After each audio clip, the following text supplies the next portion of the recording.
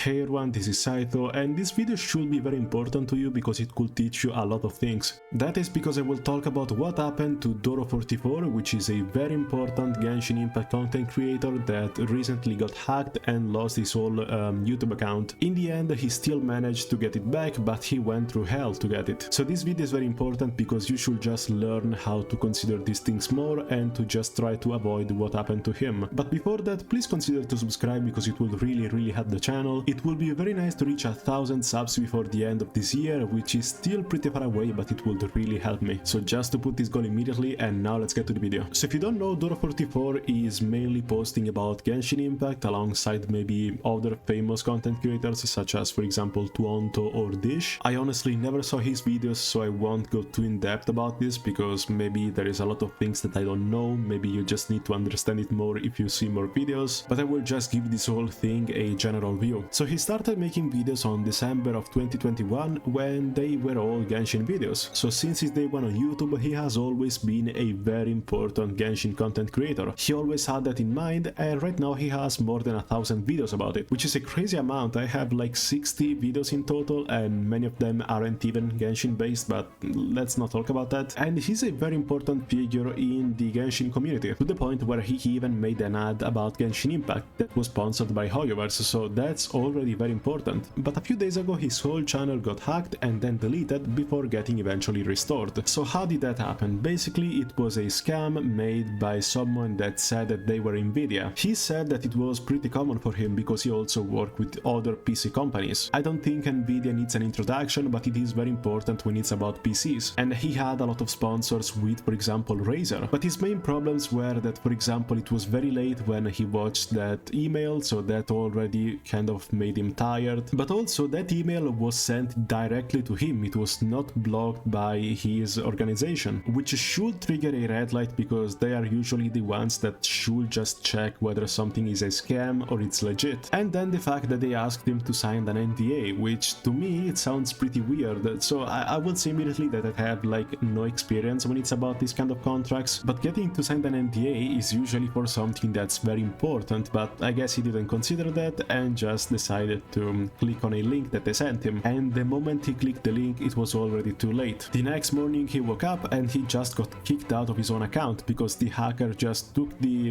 data, his informations, his passwords, just got access to the account and simply kicked him out, so he will be able to get the revenue instead of him. Now it was still something difficult to achieve for that hacker because he still said himself that it takes a lot of verification to get there. He literally says that you need to recognize not only his fingerprint but also his whole face, so it's not that easy, you know. But despite that, the hacker, I guess, was very strong at it and he managed to go through. And I could only imagine the amount of pain that he must have gone through. Like, not pain, just fear. Just imagine losing 4 years of content, more than 800,000 subscribers because of a hacker, more than 1,000 videos just lost because of a fucking hacker. So he tried to contact YouTube, and YouTube was fucking awful at this because if you don't know, there are like 1,000 different sources that just tell you how awful YouTube is at just helping you. The YouTube support, I guess that they have to deal with so many people all the time, but it's fucking god awful. Moist Critical says the exact same thing, that if you want to just get help from YouTube, you need to rant about it on Twitter. You just need to complain until they just listen to you there once you get enough people complaining alongside you, and that is fucking awful. But speaking of Twitter, many people were very supportive of that. They just showed him a lot of just appreciation on his Twitch chat. They just sent him a lot of money, and honestly I really like that. Like, that really is such a good community. It's honestly such a just a very beautiful interaction with the community. I just hope that one day I will find a community that is as lovely as the one that he has, because it just shows you that they're not just numbers, that they are actually just people that can emphasize what is happening. So in the end he managed to get all of this back, but if you go see the channel as I'm seeing it right now, he still is lacking a few thumbnails. Like, sometimes you can just see it. Even in his oldest videos there are some just thumbnails that are missing. Like, the video is there but there is no thumbnail, so I guess it's normal because when it's more than 1,000 fucking videos you're gonna miss some shit. I guess some thumbnails got deleted and then maybe some videos got deleted, but I hope at least just a few of them. But it's very good that in the end he managed to just kick the ass of this hacker and we just managed to get him back, because that is is just very nice. I feel like my heart will just freeze if I saw the same thing happening to me, and I have less than 300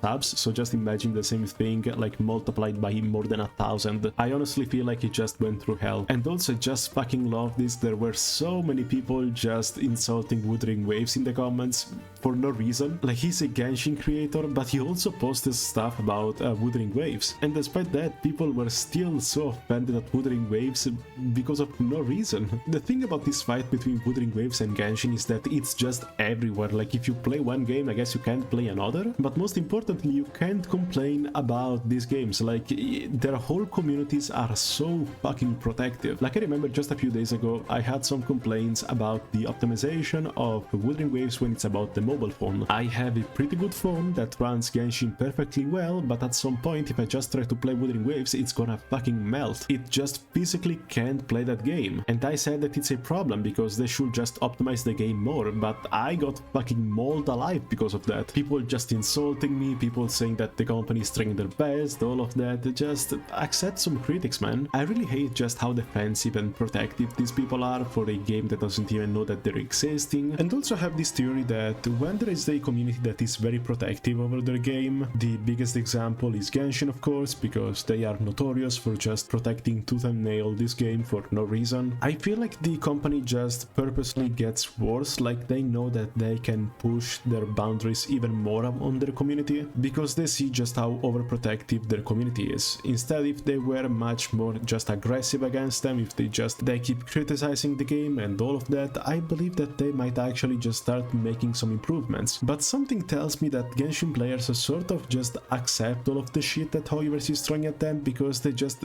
are...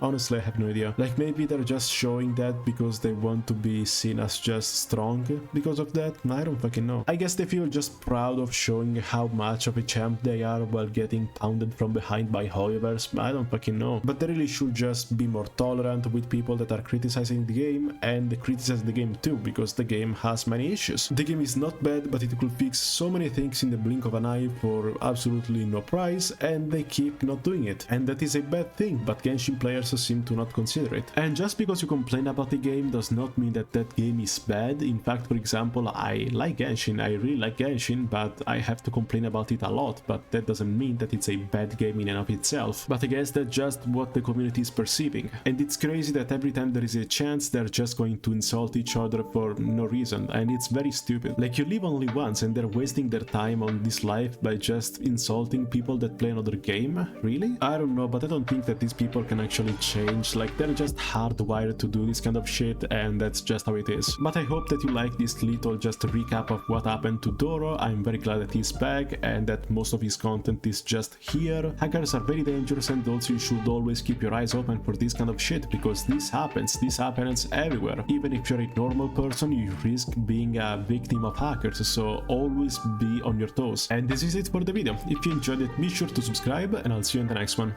Bye!